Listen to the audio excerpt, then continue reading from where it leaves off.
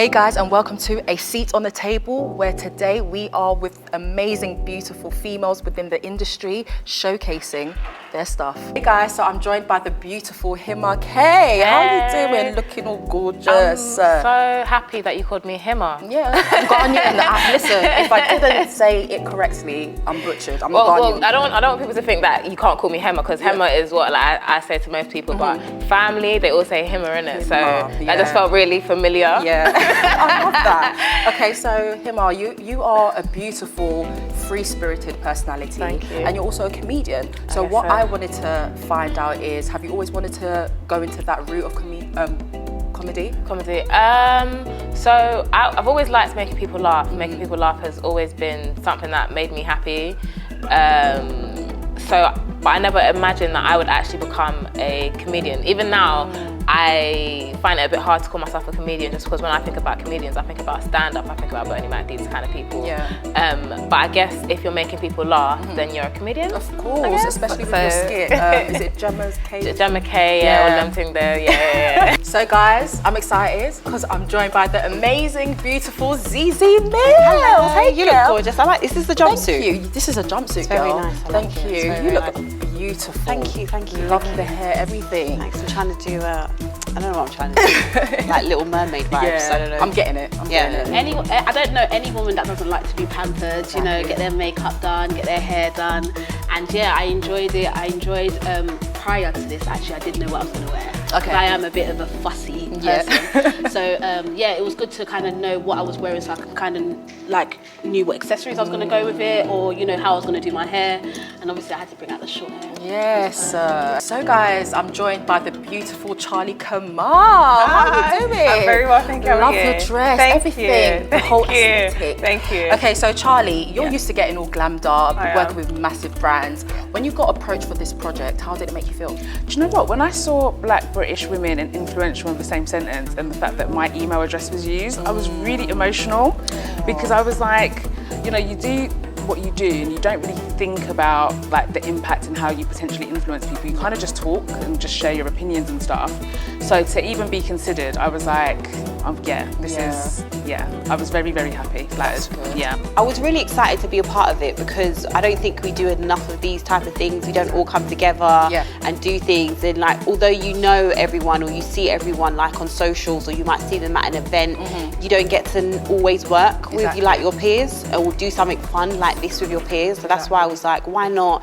Fun day, get glammed up, put a nice dress on, get to work with my peers, see my peers, and I always want to support like Black women that are trying to do whatever they want to do, and it's hard. Like when you're trying to be a creative behind the scenes, or you got a vision, it's hard. You have to have money, you have to have this, and sometimes some talent don't want to work, and it's all like we all have to kind of help each other and believe in each other. So where I can, I will always try to like do my part and be involved in like projects that make sense to me, and I know is gonna, you know, make an impact as well. I was honestly quite in shock. We had a phone call and she was talking, but within the first like 30 seconds, I already knew that I was gonna say yes, and I couldn't wait to actually be a part of it. Love it.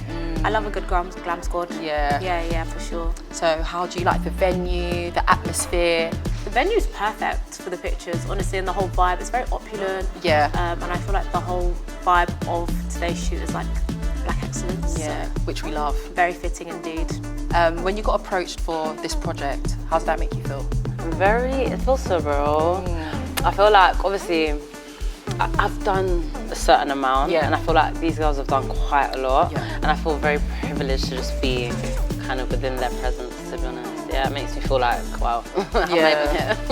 So when Lola contacted you to be part of this project, did that make you feel like important? It was in a very funky way. So I was, let me say, meant to be a hairdresser. Okay. Then I kind of showed her a bit about myself. She was like, come on board, like, I think you'd be great as a part of the shoot. And I was like, why not? But yeah, I don't know, I felt very much like very, very privileged. Like, you know, because as I said, I haven't done that much. And to be with, you know, it's great. I think in my industry particularly, there's less beauty influencing there's less kind of accolades, there's less awards. I think in music, in entertainment, creativity, there's a lot more ways to be recognised. Yeah. So when these opportunities come up, they're like few and far between. So it's always very humbling to be involved, for That's sure. good. I love the fact that it was bringing, you know, people. When I saw the names of the other women who were going to be here, for me that was like the winning mark. I love the idea of bringing women, black women in the UK space who are killing it, who I respect, who I love, whose content I consume. I love the idea of bringing us together and, you know, allowing us to have a moment where we celebrate each other and, you know, also share that online. So yeah, I was with it. It felt good. It felt like honored kind of thing, like appreciated. Like, oh, they see your work, people see your work, and they see it as like amazing and something to show like the world and like my kind of, what do you call that, peers. Yeah. So it felt amazing. Tonight is I am grateful. You know, I love every single woman here today is doing something amazing in the industry. Definitely. And I'm grateful for them, you know, especially them being black women and women that also I can relate to because they look just like me. You know, growing up, I never could look at someone that I could say, do you know what, I want to be just like them, because there was no one that really represented me in terms of being a dark-skinned woman. So I'm happy. I love the concept of today. I love the fact that it is black women coming together, you know, and uniting and us crediting each other for our good work and our hard work in the industry. So yeah. Just to see people that look like you, that can share the same experiences, that know what you're talking about, because obviously everyone has friends and stuff outside of what they do, but people don't necessarily understand the nooks and crannies, like, unless you're in it.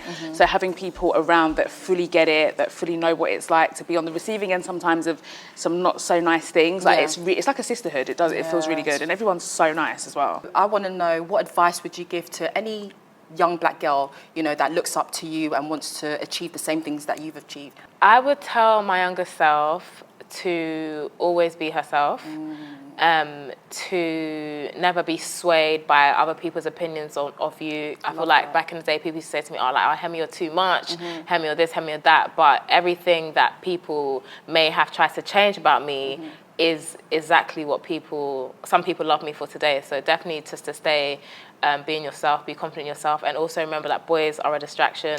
No, I mean, I love the man them, but they are such a big distraction. And as you get older, you meet greater men, so you don't need to be fussing too much, you know, over the guys I was stressing over in the past. You heard it here, okay? I don't even know where they are anymore.